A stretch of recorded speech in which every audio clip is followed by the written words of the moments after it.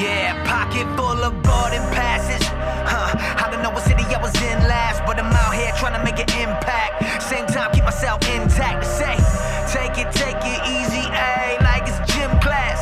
Tell me how could the slaves in the world before I die, trying to see us end that. So I move fast, Ramadan, move fast, out of mind. Who cares if I ever get the Grammy 9? Make my soul take L's, phenomenon. Still can't believe I get paid for this. As a kid, all I did was pray for this. Now I'm living on my dream, craziest. Got me really feeling like I was made for this. At the same time, never knew how dangerous it could be when lives start getting changed to this. When somebody say that you they favorite, guess it carries some weight to it, you know? Cause that's power, and that's influence. The temptation is to use it for myself and serve somebody else. I'm sitting here bugging, just remembering what them rappers showed me. How to bag of honey, stack the money. They said I was a Mac by the number of shorties that I could smash. Now I'm waiting on that matrimony, cause I've been changed up. Little homie came up, it's depressing. Kicking it with dudes that they used to look up to. They still on that same stuff. What? I ain't had no role models. Now I gotta be one. I bought the lie hip-hop sold me. Man, I want a refund. I feel like it's the real me. Feel me? Yeah, I've been changed, but I'm still me. What I am now, not what I will be. I'm trying to give life, but this could be the death of me. The death of me. This could be the death of me. Family, what's up? This is Teddy B back with another episode of the Why Not Podcast. As always, reach out to us on Twitter, Teddy_D_. The Facebook group that we have, the Why Not Podcast. Feel free to reach me on the other show I'm happy to be a part of, the Black Astronauts Podcast as well, which we are in the midst of a campaign on Patreon to try to get Aaron in the Ewok outfit. If you want to hear more about it, check out the network. It's pretty dope, right? So today is a dope day for me.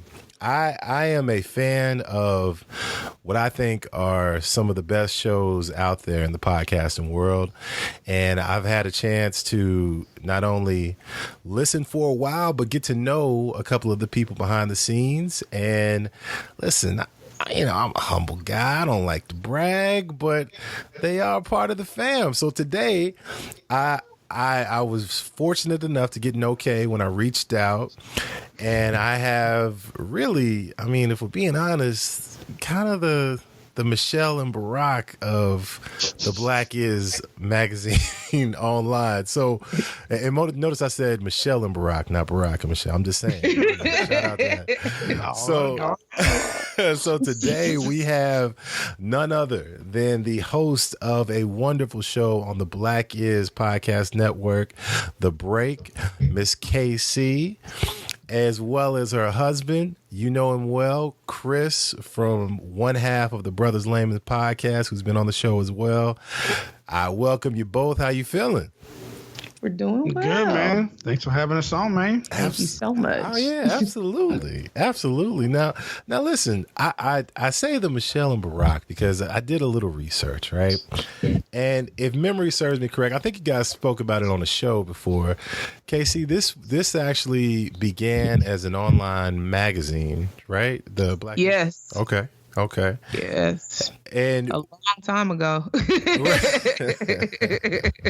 Yeah, but I was reading the profile on the website, which is blackisonline.com. Check them out, where they can also go and if they love what they hear, they love the shows, they can donate and show some love too, right? Yes, all right. Absolutely. All right, keep that in mind. So talk to me about the origin story of how you guys started such a dope podcast network.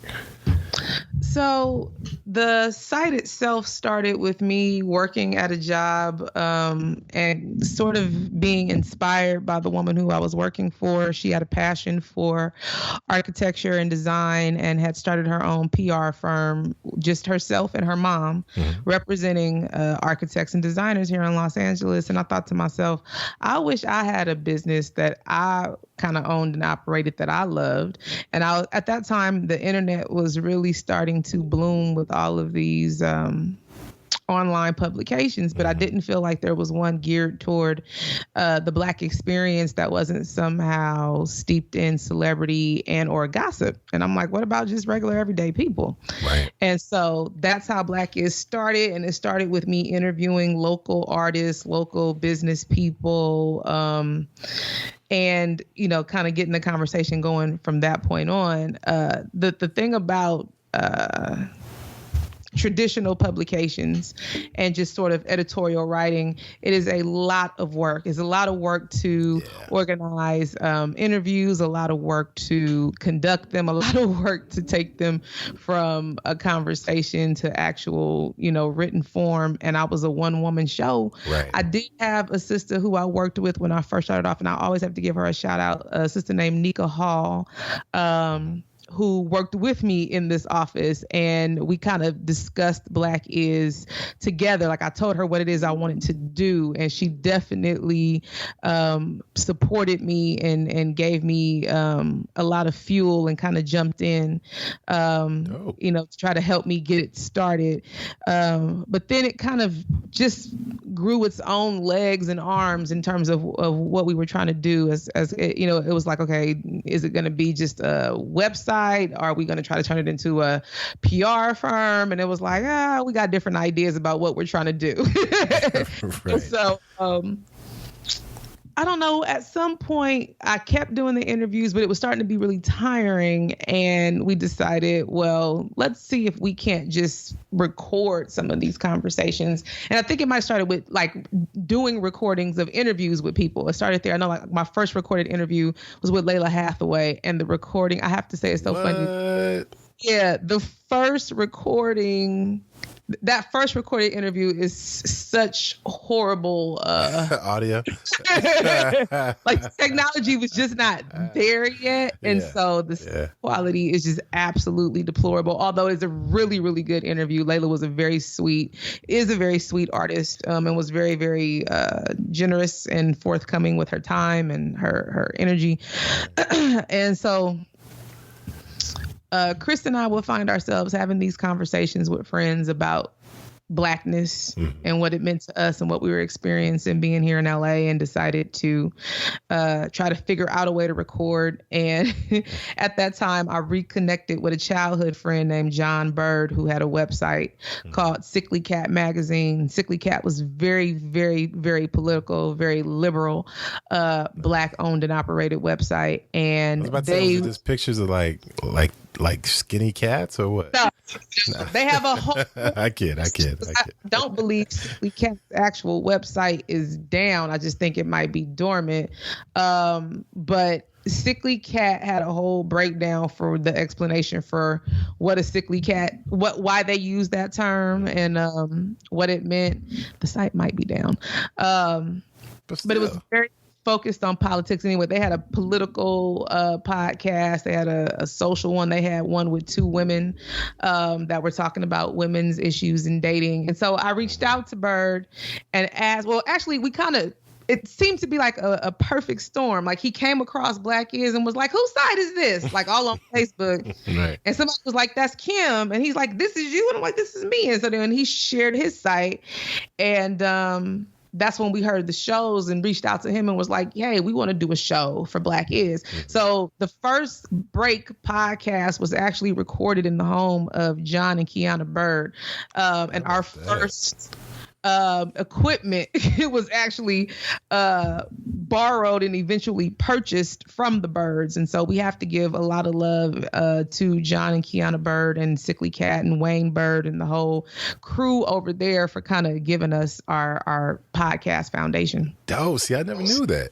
Yeah. I never knew that. That's pretty dope. So the now that brings me to, I would love to know what the first couple of shows were that the network started as. Like, and mind you don't have to remember them all. If somebody feels slighted, I'm sorry. It's just, you know, like I would love to know where it started from, because I know where you are now, but where was the jumping off point for Black Is? I really have to dig deep into the annals of the shows because we've been doing it now for almost 10 years. I can't really remember what those first episodes were about. I feel like there was one, we talked a lot about dating and relationships. There were a lot of dating and relationships podcasts. And that's at that time, I think Chris and I and John and Kiana didn't really jump in the podcast as much. We were the only married couples, but Chris and I were so young, and the majority of our circle at the time was still very much single. So a lot of conversations, those early podcasts were really about relationships. And what was so funny, I'm sure John can laugh at this. Like, I'm looking at some of I'm trying to pull up some of our old podcasts. I was really focused on trying to make the show 15 minutes, which is, if you look in our history, there's a lot of shows called the 15-minute break. Right. I have a firm belief that human beings have a very short attention span. And so I wanted to do these bites, these real quick conversations. Okay, so I'm looking, like, one of our episodes was what makes a man marriageable. Oh, man. Okay. Yeah, that was one of the 15-minute breaks. Did you see some more? No, I'm looking, but I think you found most of them. Okay. Yeah. Reality TV was a conversation that we had. The casting call for Straight Outta Compton. Oh, man. Yeah, it was a lot of little relationship stuff. Yeah. That was early on. That's what's up. So Chris, you, now knowing you a little bit, it makes sense, but you being the supportive husband that you are, you just like, listen, I think KC's into this podcast, and let me just help out where I can. But like, when did you make that transition from behind the scenes to more in front of the mic? I was doing part of the stuff with the break, and at that time, KC was still doing a lot of the producing and editing.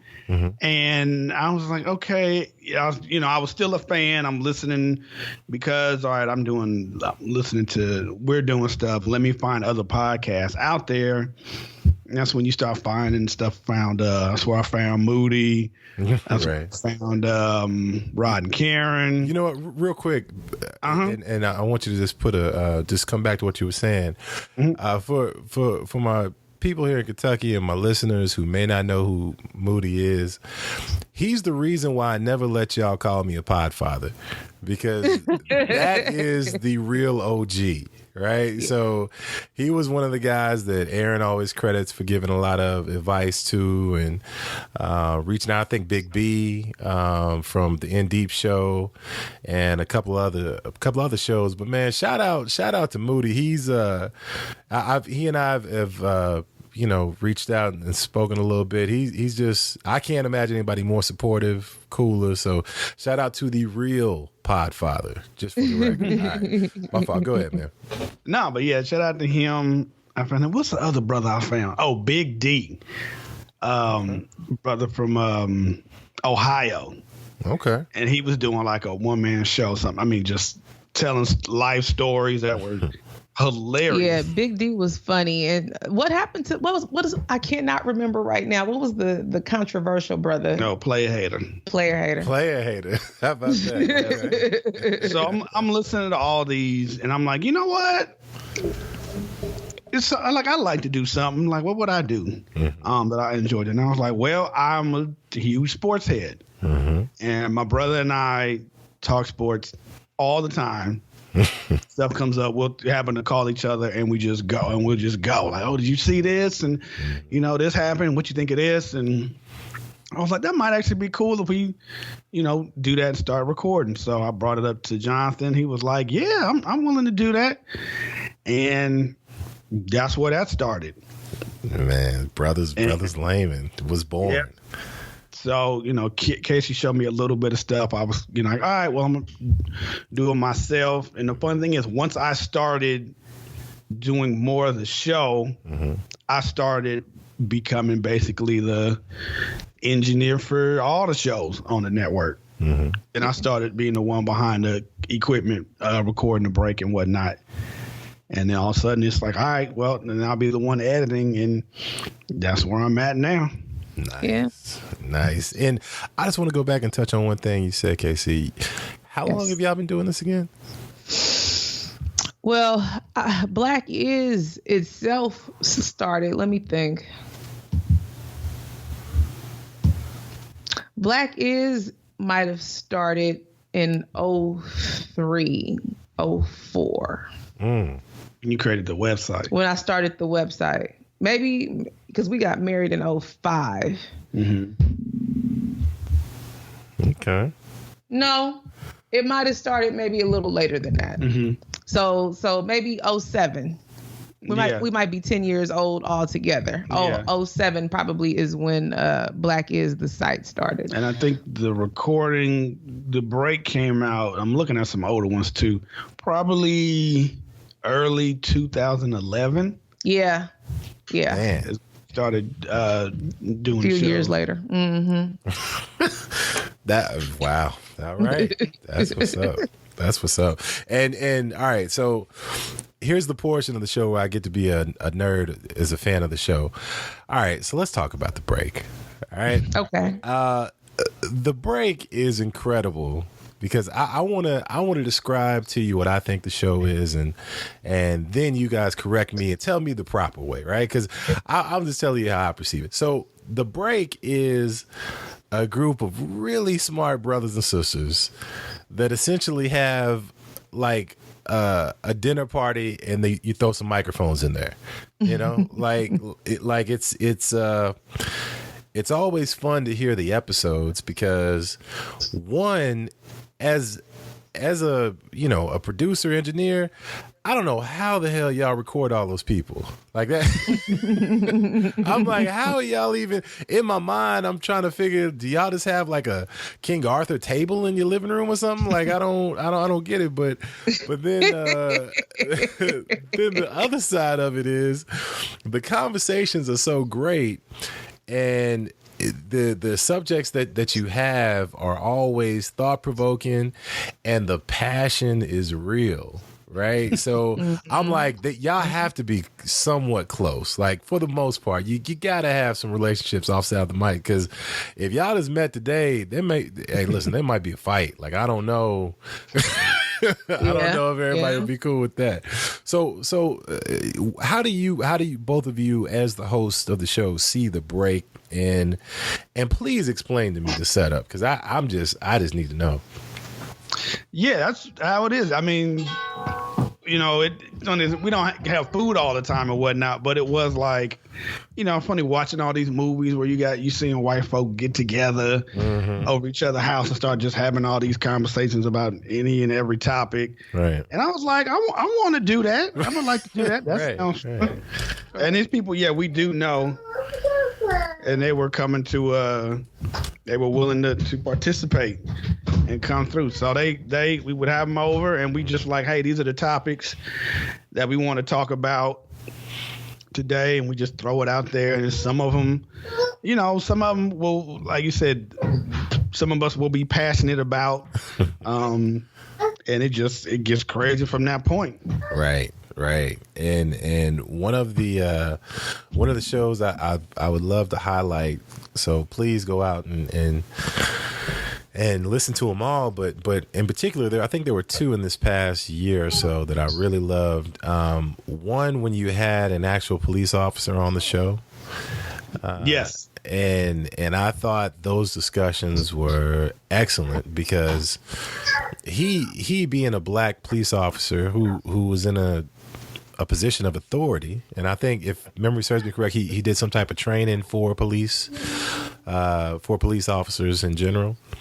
So he was doing his best to try to explain the mentality of not just all police officers, but when something goes wrong in a situation, here's why, here's what they could have done better. But he also was honest enough to say, like, listen, there's times as a cop, I'm in there, I'm also a brother, and I don't enjoy a lot of things that I see, but I took it as his approach to trying to fix the problem was integrate yourself, be the best you can, and therein that'll help things get better all over. But that show, as well as the show about not just Black Lives Matter, but activism and what you call today's activism, and what if someone doesn't actually go to protest, like that whole series was incredible too. So one, that's just me telling you, because I don't think I've reached out and told y'all that. Like, the great love both of those. But so talk to me about the process of recording the break and figuring out the topics, and then do you pick and choose the people that are going to be on the show, or is it just kind of whoever's available who comes over, or how does that work? It's so funny that you asked that, because now we're in the state of trying to redefine how we put the break together because of everybody's life changes. So what Chris mentioned about seeing, other people have these dinner parties and these conversations, it was something that we did in our own way, and thought to ourselves, it would be fun to record these conversations with friends. And so it started with a core group of people who, I think the first podcast we had, there was Toria Williams, who is still with us, Malcolm Darrell, Tash Mosley. AKA the Feek of the crew. That's what's up. Yeah. Who else? Stacy's gotten married since then. Stacy Gordon. At that time, she was, I can't remember what Stacy's last name was at the time. Who else? Who else was part of that first crew, Chris? I'm looking on here. I think Darius was part of it. Darius Gray might have been a part of it. And it's funny, and brother who's actually, he participated in some of those early ones as well, because I'm looking back here, who actually had his own podcast and is doing big things. Mike Eagle. Yeah. Oh, is that right? Yep. Yeah. Yo, I love his show. Like, yeah. And he makes good music, right? Is that the same one I'm thinking of? Yeah. Open Mike Eagle. Yeah. He's dope. He is dope. Yeah. I had no idea you had to connect to the break. That's what's up. Yeah, let's look at some of our early episodes, and Mike is in a lot of our early episodes. Leisha Mack was a part of it, always been a part of it. Wayne Bird was podcasting with us for a little bit too. So we had a nice group of about, I want to say 7 to 10 people, and we normally would get together once a month. Because we just didn't have it to do it weekly, right? And we put out the word, and whoever would come through, or would come through, and then that's what we would discuss.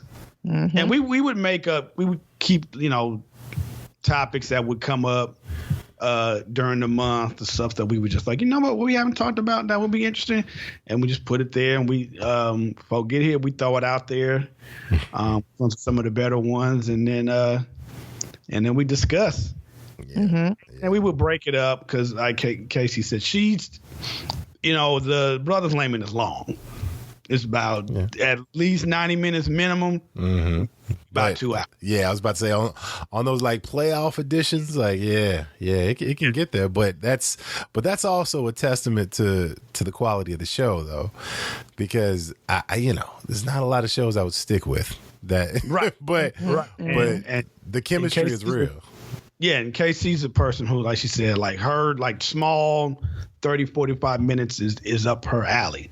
So we just, however long the show was, I'd figure out, all right, if the topic is about an hour, maybe I break it up into 2 or 3 separate shows. You just listen to it and like, all right, here's a good point to stop and throw it out there.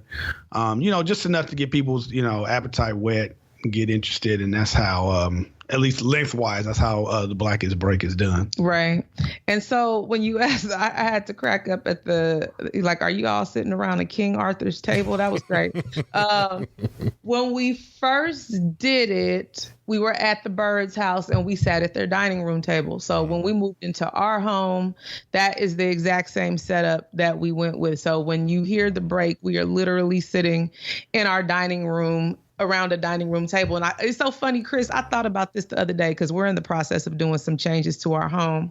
I thought to myself, our generation doesn't typically utilize a formal dining room like our parents did. We do. People, entertain. But it's not the usual sit down family situation. And I think that if we did not podcast, we would probably use this room differently because it's a good sized room. Mm-hmm. You know what I mean? Like this could be like the kick it den area.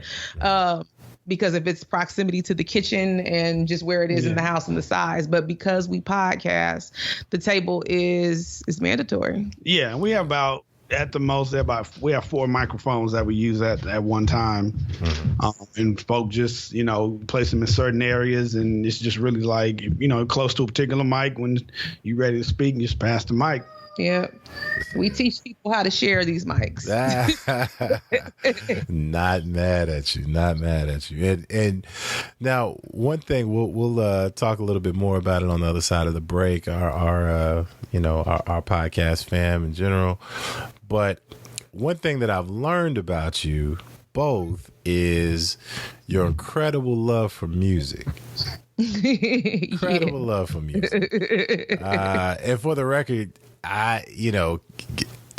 begrudgingly, Casey, I think you may have me beat as far as the white people soul. Like, I listened to that episode of Versus with the homie Spirit G on the G Spot Network, and I'm like, she kind of killed it. Yeah. Kind of killed it. Yeah. I was, jealousy is just love and hate at the same time, right? So good job. Good job. But so man, one way that you highlight that is one of the other shows that I love on your network, Chris, is your music show. That's one of the ways Chris and I became acquainted. In high school, junior high and high school, Chris used to always walk around with headphones on. I remember him as being the boy in the hallway that was always asking for a hug and wearing headphones. Oh, okay. You was trying to slide in there while you was listening to a little In Vogue. What were you listening to back in the day, Chris? It was sweet. Like, it was sweet. I'm a little more open, talkative now. I mean, I got a podcast, I gotta be, but right. I'm a quiet guy by nature. Mm-hmm. Junior high school, I was very quiet. Mm-hmm. So, I was like, saying what's up, and you're like, hey, how you doing? I guess, girls like, let me give you a hug, like nothing. But it's just like, okay, when you with your boys, coming to you're like, hey, what's up? Clap hands, right? But it's like, all right, with a girl, what if I don't want to do that? Like, what do we do if I'm not giving you dap? So you just slid in there, huh? Yeah, like, I'm gonna give you a hug. I ain't mad at you, bro. Look at that. All these years later, it worked. I ain't mad at you, man. Yeah. Sisters, if they don't feel like giving, they'll let you know. Oh, absolutely. You get the vibe. You step forward, and then they take a step backwards. You're like, okay, I got you. Or that hand come up, like, Enough said. So one of the things I love about your show, the music show, is that when I turn it on, it's not just hip hop and R&B. Not knocking those genres at all. Mm-hmm. I think it's apparent that we both love them, but the diversity of not only the styles, but there's a lot of people that I hear of the first time from that show, and talk about, I guess, not just the start of it, but how your musical takes was kind of formed as is, because I assume, now I do know this, you played an instrument too, right? Yes, I played the trumpet from 7th grade through a little bit of college. Okay. Played in the jazz band in high school. My parents both enjoyed music, so of course I listened to a lot of their stuff. They were on that. Hey, you roll it with me. I'm controlling the radio. Right. Ain't gonna be no hippity hop in this car. No. Right. So you listen to a lot of soul music and this stuff, which is in jazz, which is fine. I've always been a lover of music. Mm-hmm. And as I got older, was able to get my my headphones, had my Sony Walkman. So I'm playing. But did you have the anti-skip though? I did not. I'm kind of stunting on you right now, but go ahead. Go ahead. Then once I started playing the trumpet, and in high school, playing more jazz, I started like actually listening to jazz a lot. Right. Going to dig, Coltrane, Miles, Dizzy. Yeah, taking the journey. Right. Yeah, Art Blakey, all of that. So it's funny. It's funny around that period where that hip hop and jazz kind of mixed. Oh man. Is when I started to identify the similarities between jazz and hip hop in terms of how their improvisation was like hip hop's freestyling. Diggable Planets, like, yeah, and all that with Gangstar. So I was just, I was a big hip hop head in high school. Now I've listened to all your shows, Spirit and all that, and Casey knows this. I'm not a big R&B head. Oh man, that's me. Like that hurts. That hurts. And y'all be naming off groups. I'm like, yeah, because for me, the runs and all that, I was like, really? Okay. Oh, man. I could listen to like a song, like when it's on the school bus, on the radio, I can deal with that. But actually buying it and listening to like 4, 5, 6, 10 straight tracks of somebody just singing. Yo.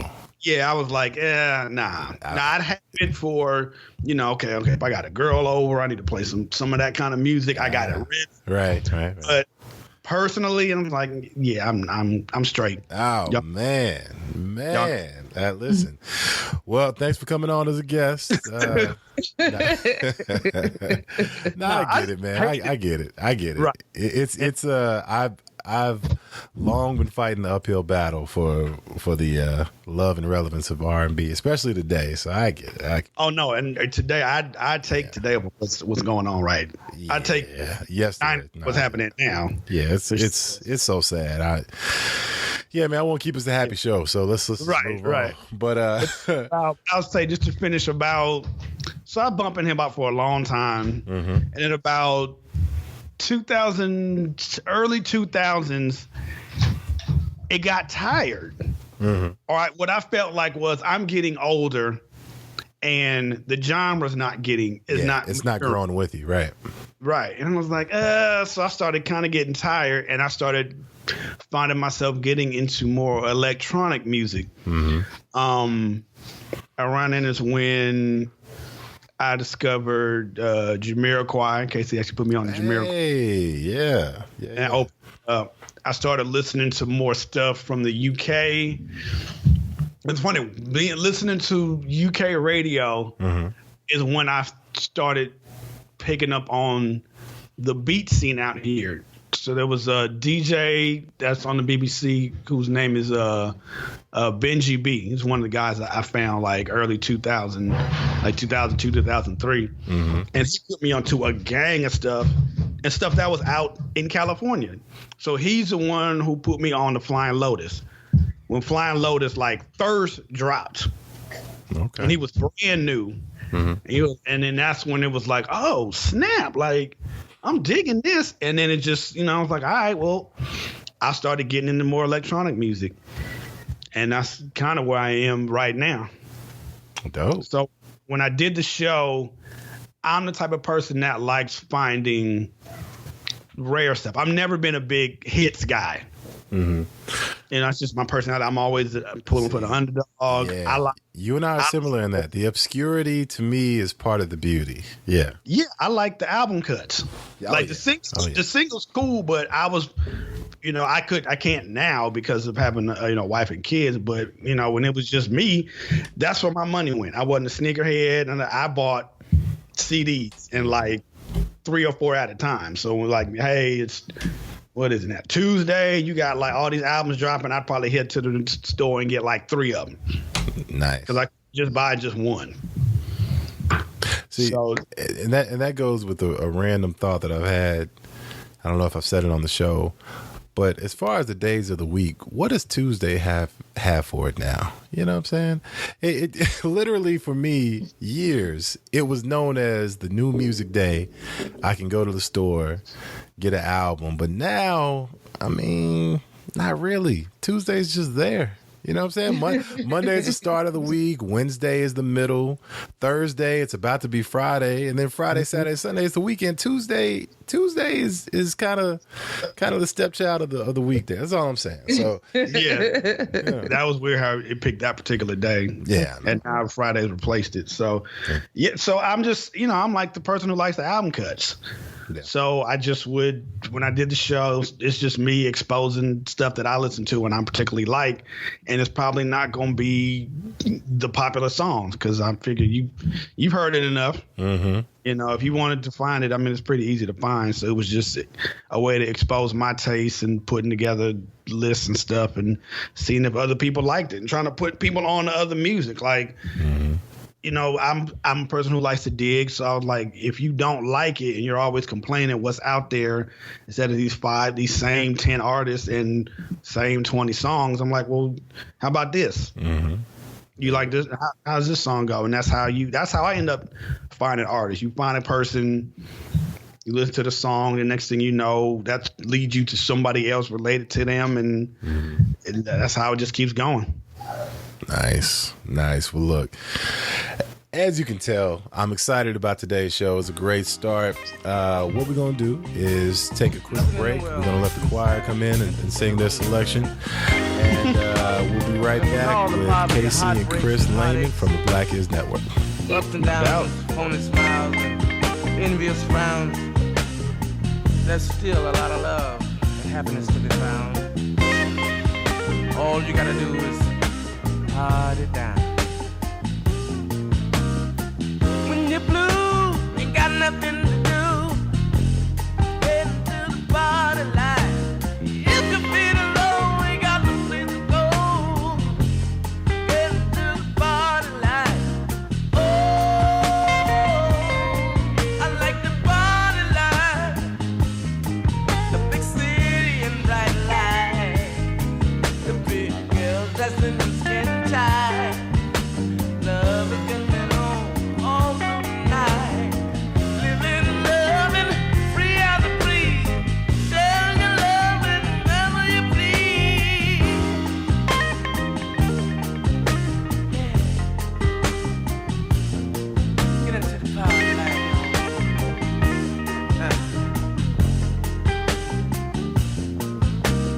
Do your thing for the joy and rain. Get into the party line. If you mess up, you only got yourself to blame. Get into the party line. Oh,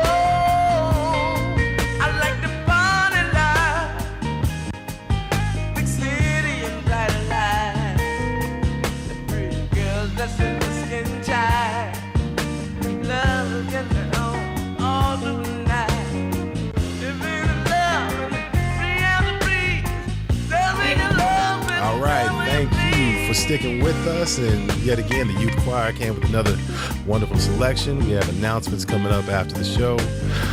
Sister Jenkins, keep it short. So we are back with KC and Chris Lehman. And we started this show by mentioning, just alluding to the part of a bigger community that we're a part of. And we would be, we have to at least pay homage, if not mention the people that we're fortunate enough to be a part of.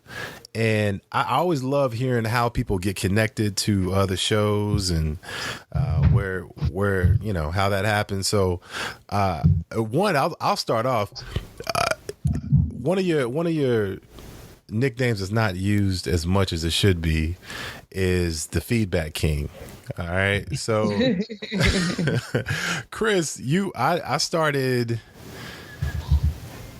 Yeah, it's been I guess about 3 years ago, something like that.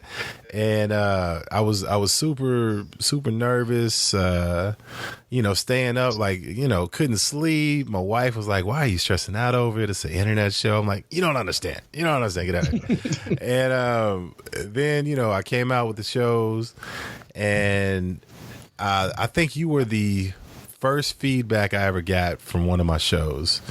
You wrote in, and I was just like, for one, I'm like, yo, someone actually listened. That's crazy. And two, took the time to write back. I'm like, yo, whatever this dude needs in life, I'm there. Like, yeah. That's what's up, man. So just in the macro sense of the word, like how did you guys start connecting with other shows and meeting people and, being guests, whatever it is? Like, how did that process start for y'all? I feel like the first person we connected with was Moody. Mm-hmm. We used to do these lists, mm-hmm. and it was like the podcasts or websites, like the Black podcasts and websites to check out for whatever the new year was going to be. Nice. And I don't remember what year we discovered Moody. But I did this whole article, and we had started listening to his show. We would listen to Moody's show. When did his show come out? Like, he had like a Tuesday show and a Friday show or something like that. And we would listen to that Friday night show, and it was the greatest thing ever. This is when he had Naturel, DJ Naturel, and Cousin Ed. And the other brother that was on. God, I can't remember his name. I don't even remember who the other brother was. Podcast P. Oh, that's right. Wait, Podcast who? I think his name was Podcast P. He had another brother that was on there as well from time to time. This is before Moody was doing all solo stuff. Nice. Okay. Yeah. It was our web watch. It was 2011. So we did, it looked like we only did it for 2 years. But it would be web watch, and it was like, as the internet grows, here are the sites to pay attention to online. And so we discovered Moody, and he got wind of our shout out and was like, I don't know who these people are or how they found me, but like, I love them. Thank you so much for the shout out. And at that point, we just kind of, reached out and started communicating. And I think that was sort of our forge into the Black podcast chitlin circuit. At that point, it's like the floodgates open. There were tons of Black podcasts. Yeah, you find more and seen a lot back then that there was a lot of reaching out. Mm-hmm. Because there wasn't as many. I mean, now it's ridiculous, but even back then, just the amount. And people would recommend other shows regularly. Mm-hmm. It'd be like, all right, if you've heard us, you should check this show out. And so that's how, because I know Moody did it. I know Rod and Karen would do it. Mm-hmm. At times, just when you find more. I thought we found the Player Head podcast. Mm-hmm. That's how I found. And you just find, once you find one, it's just like, hey, there's this other one. Yeah. So I Strata Low Cash. Yeah, shout out who will be on the show soon. We're having Lando Cal on. Sweet. Yeah, shout out to those brothers. Yeah, shout out to Daryl. I was actually in St. Louis this past week for a work conference. So we were able to get up. Oh, nice. Go get some food, just chop it up. So shout out to him, man. Daryl's a good dude. Oh, absolutely. So it just leads to finding more and more. We found back then I still listen to Jay Mayo, who does Right to Real Love Radio now. Mm-hmm. This was probably 2 incarnations before. Mm-hmm, mm-hmm. He was a YouTuber, right? Yeah, he did YouTube stuff. Mm-hmm. But he was podcasting. Yeah, and he had I'm trying to remember what his old show was. I don't know. He like, don't say it. Yeah, I can't remember it either. But it was. That was a good show. Okay. Yeah. A lot of good stuff. So you just, find a lot of good people out there who are just like, hey, appreciate the love and the listenership and the willing to chop it up. So we're always grateful for that. Yeah. And I think through that process is how we sort of learned there are so many different podcast formats. You know, we had a large group of people that would come together monthly to talk, but there were, you know, a situation like Rod and Karen where you just have a couple that are pretty much dominating the conversation, but they tend to always have a guest. Right. But they record like 5 shows, 3, 4, 5 shows a week. Yo, right? Can we take a second and just talk about how incredible that is? Like, Totally. Yo, like, do you know, like, and they're not 30-minute shows. Like, No. 5 shows a week for, I tell you, blows there is a my lot mind. you can accomplish in life when you do not have children. Yeah, that's valid. That's valid. That's very valid. But yeah, that dedication is crazy. It is. You do it that long, and to the point now where now you're still doing that, but now you got premium shows. Yeah, and It's they never mail it in too, man. Shout out to the black guy who tips. Like, this is not, you know, like it's good. Like, I don't know, man. I there's appreciation, and then there's this stuff like, you know, I appreciate it in the way of I don't want to do it, but I see what you doing, and shout out to you. Like, that's incredible, man. Yeah, that's tough to do. But yeah, you find out people who do weekly, 2 times a week, 15 minutes, 2 hours. Right. And just like the black community in general, everybody's different. Yeah. Right. They're talking about the same thing. If the subject matter is the same, the way they talk about is different. Right. Right. Or come from a different angle. So that's always been cool. Absolutely. And I think another way I love looking at the community in the whole is, I love how you said the black podcast in Chitlin Circuit. That's about right. That's about right. Is I love looking at it. It's almost to me like a travel show too, because what we all look at as everyday life for us is really unique to our city, state, you know, community, wherever we are, the people that we're around. So I love getting insights. A key example is Straight Outta Locash, Mitch and Daryl, when Ferguson went down. You know, like, I listened to that show, and to me, that they're a way more part of the community than Don Lemon. You know what I'm saying? Like, why am I going to watch CNN when I can turn on Straight Outta Locash and hear from not only them, but they had a local politician on to talk about things. And I mean, you know, I don't take for granted the insight and the way that people let us in and kind of see not only what they think, but how their lives are happening on a daily basis. So I don't know if you guys do the same thing, but to keep it organized in my mind, I tend to look at my podcast family in different sections, right? And you guys are part of, actually 2 of them. One, obviously the Cali crew. You know, we always, everybody here in Kentucky shouts out the Cali fam. So of course that's y'all. I mean, really somebody that I'm worried about right now because of the way that the Lakers look, BTG. You know, of course, Spirit and Storm and Mama G and Baby G from the G Spot Network, and of course, man, just, you know, the list goes on. But I also look at, you know, Brothers Layman as my sports crew, you know, from the brothers that do those types of shows. So like, do you guys keep them separate, or you go show by show, person by person, you know, online interaction? Because I know Chris, you and Jonathan are pretty active on Twitter. So how do y'all view it? It's funny. It is a little separate like that. That it's like, all right, if I know I'm talking specific subject matter, I'm probably gonna talk to these certain folk. And then there's this stuff that's like in general, like, yeah, you do kind of like group it up because it's like, y'all, I know that I got the Kentucky fam, which y'all unscripted, potluck. Yeah. I mean, you know, gang of y'all. So. Everybody, yeah. Yeah.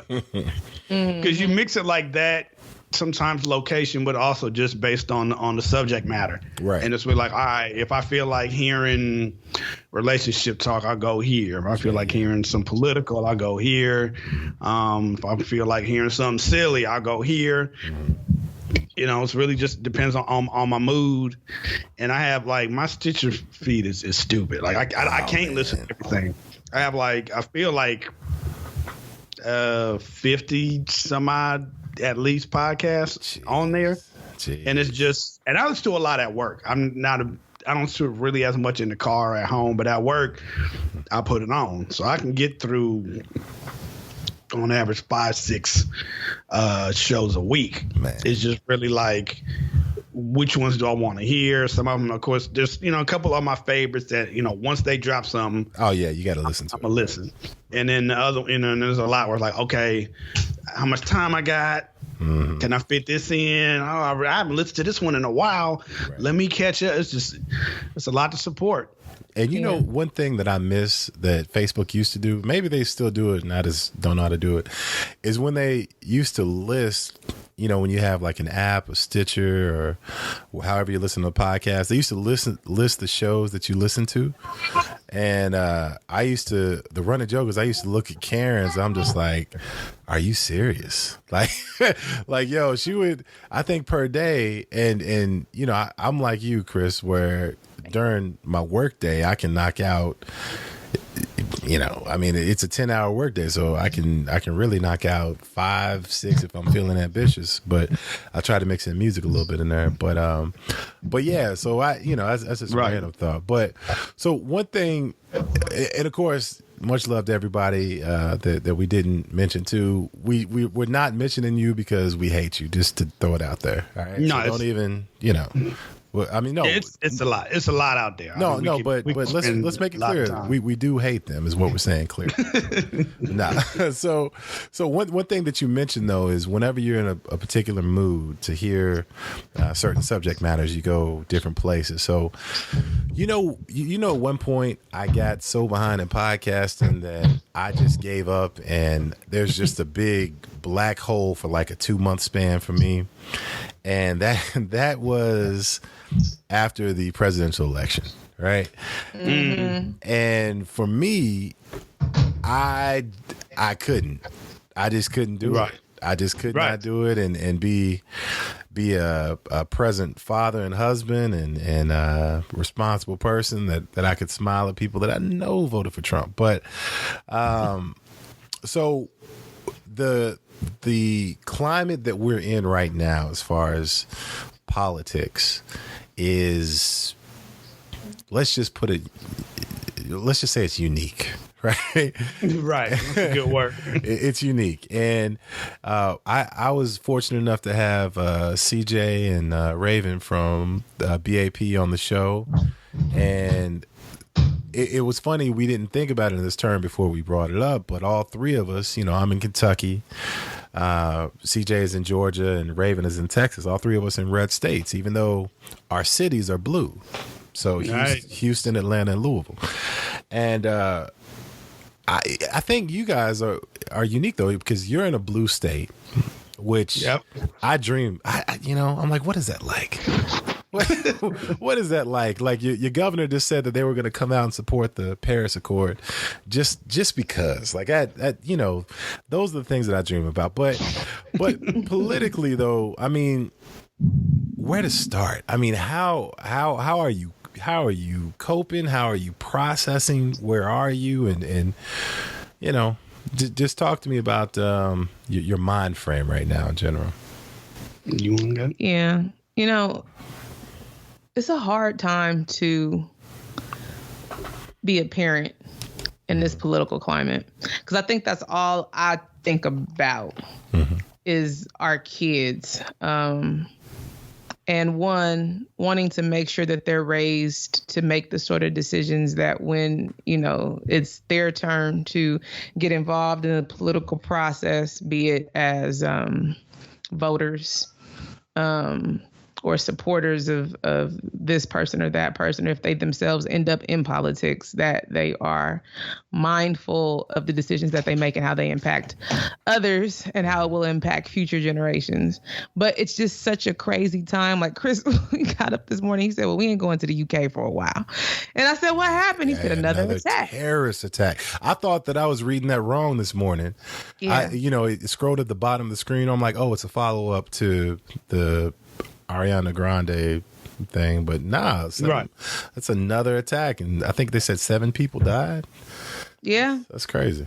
Two separate occasions, two separate events. Yeah, and it's just too much, And in that regard, we like to travel. We'd like to do more of it, but right now it feels like we need to stay close to home just because we don't know what's gonna happen. And what we're seeing right now, it really speaks to me how caught up the country is in regard to the idea of celebrity and fame, because what we're really watching is like, we got Real Housewives of Atlanta and hip hop, whatever. Love and hip hop. Yeah, and we're basically watching like the real 45th president. Like it's it's crazy. But what? Y'all actually had the preview on it with Schwarzenegger being the governor for. This is true. This is true. Yeah. This is true. I mean, and we've had Ronald Reagan, who was an actor first, president, politician second. He was the governor of California. But this one is just. It's so different. It's beyond what any of us could have imagined. Yeah. It's, for me, when he was running, I figured if he gets in, because I was like, it's an if, it's possible. It's not like.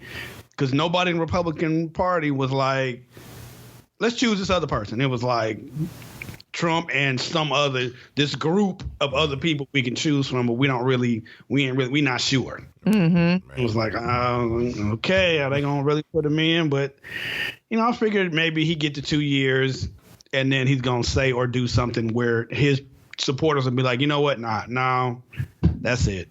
Yeah. I think the Republicans were just all about getting them in because it was funny that I was really like, okay, when y'all saying we ain't voting, but when it comes down to it, are you going to vote? And Republicans did. Right. It was all that, we ain't liking, we ain't with Trump. I don't think I'm going to vote for him. And they did.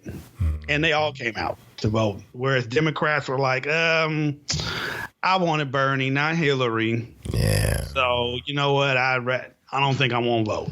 Yeah, it was stupid watching the process happen. And that's one thing about living in the blue state, having the conversations that we were having with our friends who most are more liberal than not.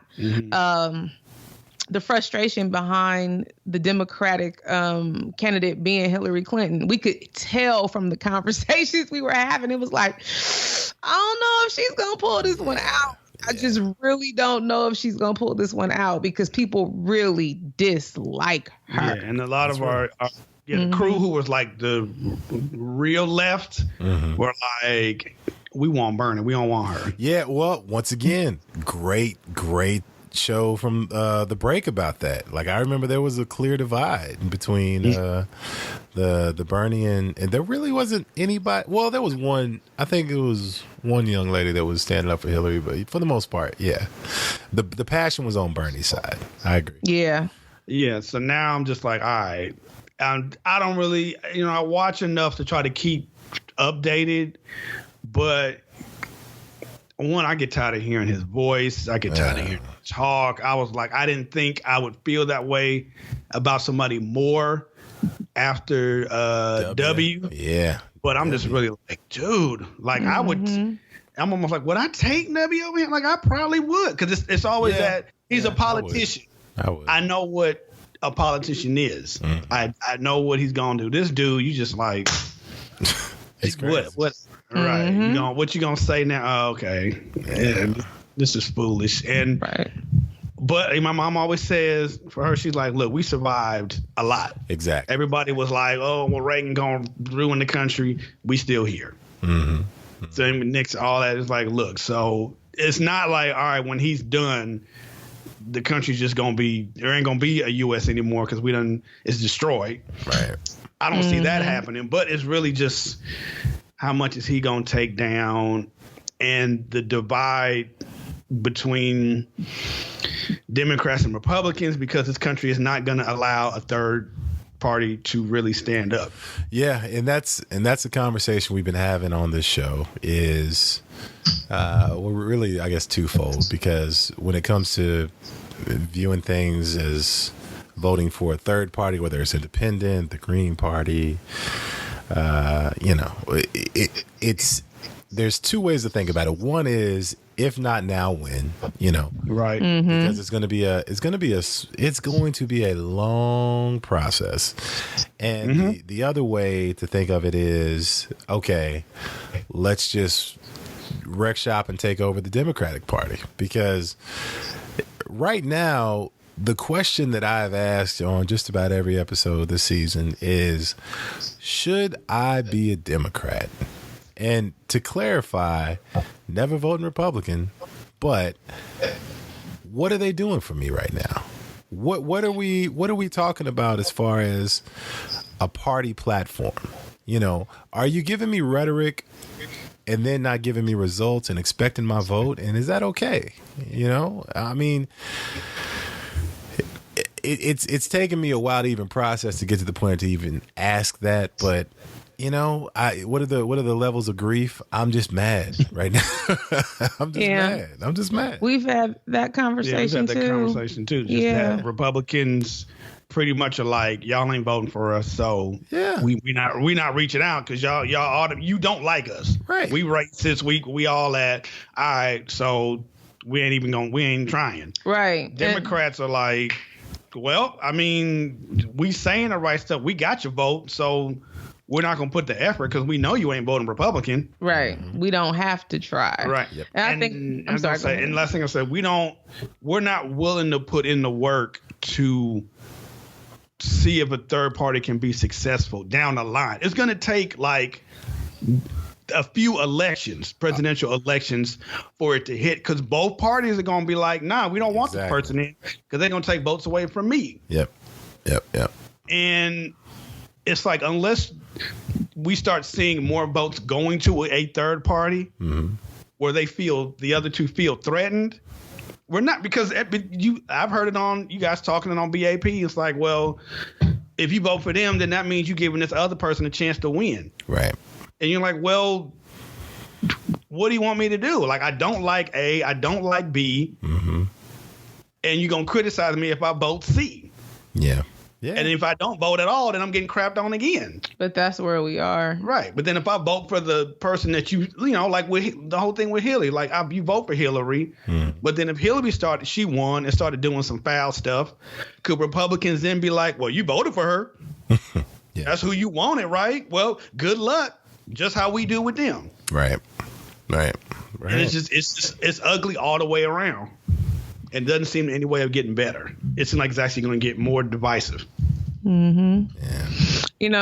Whatever third party, I hear everybody was talking about the Green Party. And the thing is, if any party is really going to hope to gain anybody's attention for the next election, they need to start making some noise now. Right now. Yeah. They should have started making noise right during the election, so that we would pay attention. To me, that's where the challenge comes in. It's a trust factor all the way around. Most people don't trust politicians readily. So even the ones that come out talking about, I'm real and I actually care. No, but you're a politician too. We know you got an end game. Right. So, I don't know. Yeah. I used to think living abroad was the answer, but I don't know. I really don't know. Yeah. They got that issues. They do. Yeah. Believe it or not, there may be a little racism outside of the U.S. too. Of course. Just throw it out there. It's different, but it's racism is racism. I just think Black people in America, we have a very particular relationship with this country that is unique to us. And I don't know how many other groups. Well, we did a podcast with brothers who were here from the UK and discussing Blackness here and Blackness abroad. And there is definitely a certain victimization all of us live under and are just accustomed to. That other groups, even though they do experience racism in their countries, they don't feel the same sort of fear that we live in. Right, but a lot of them sometimes don't have all the full opportunities that America does provide. Well, it's because this is the land of capitalism. So that's the trade-off. You might die, but you can make as much money as you want between now and then. You can also be a billionaire, depending on how you are and how the cars fall. Right. That's true. That's very true. So look, man, you know, part of being a responsible adult is keeping your word. And I told you I wouldn't be over a certain amount, and we are at that point. So unfortunately, we are at the end of this ride. Family, I cannot tell you enough how grateful I am that you came, and tell the people how to listen to all of these shows that we've mentioned on the Black Is Network, please. You can find us, of course, blackisonline.com. You can also listen to the Black Is Network shows via iTunes, or I guess Apple Podcasts now, Stitcher, TuneIn Radio. We are on SoundCloud as well. You can find us there. We are on Facebook, Black Is Magazine on Facebook as well. So, you know, a lot of different ways to reach us. We love the feedback. Like Teddy said, you can send it in to him as well, man. As podcasters, we always appreciate it. And part of the reason I did it to fully answer your question about the title of the Feedback King that I got, I think Baylor's probably got it now. Well, I mean, what a nerd, but go ahead. Yeah. It's just, I was like, you know what? If I want feedback, I need to send it. Right. And you know, so that's what I was doing for a good period of time. I don't get it out as much as I'd like to now, but that was it back then. It was like, wow, this is really good. I want to let this person know. I want to chime in on the show, give my response, because, you know, I'm listening and talking to the radio like it can hear me. Right. So, yeah, but always, man, blackisonline.com for sure. Yes. And we thank everybody who does continue to listen to us and support us. You know, I heard you when you started the show, Teddy, you know, kind of wondering why people don't talk about us more. And, you know, I think for as long as we've been doing it, we have the same desires and wishes. I don't think we wonder as much, because what we have learned is, and I think this is why the Brothers Layman is so popular, consistency is key with podcasting. And for us, it didn't start off as a business idea. Well, the website did, but that's a longer story. But it started off more as something that we did from a hobby perspective, and like out of fun. Project, right. Then it turned into something that we monetized, even though that would be amazing. And, you know, even I remember talking to Mike about it once he got his show, and he was saying, you know, what he learned is that when it comes to monetizing podcasts, you have to really have a set formula, you know, and definitely with the break, there is no formula outside of friends coming together to talk about whatever we feel like discussing and what's current at the time. So with that, we appreciate you and everybody that does stick with us in our ups and downs, as you all could hear even in the midst of this podcast. I mean, Chris and I are just neck deep in family right now, and that will always come first. But I envision a time when our children, both of them, are more independent and a little bit more flexibility to our time, and we come on back. Get some more with it, but I know we probably could do more on our end in terms of marketing or whatnot to get the name out there. But we, you know, the listeners we have who support, we always appreciate, because it's a ton of podcasts out there, and continually more keep coming. Yeah. So those who listen and support the show, we really appreciate. We do. It's quality. I mean, anybody who's a fan like I am knows that it's legit great shows. So we appreciate it as always. And where can they reach you online? Online, we're on Twitter at blackisonline. I'm on Twitter at Brothers Layman if you want to get out to us. I'm rarely on Twitter, but if you want to find me on Twitter, it's Absolute Aries. A better place to find me actually is Instagram. Yes, on Instagram. Yeah, Facebook is primarily business. So if you want to follow me on Facebook, you are welcome to. And I'm under just my good government name, Kimberly Calvert Layman. But on Instagram, Absolute Aries. All right.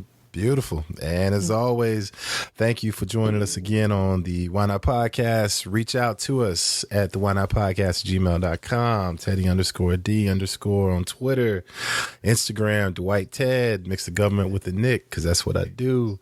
From the great city of Louisville and not so great state of Kentucky, thank you again, and we will talk to y'all next show. Peace. Later. So I come around trying to beat down, but you're acting like a silly clown. Ask me for $50. Saying to myself, I'll be down. Why you trying to give me such a very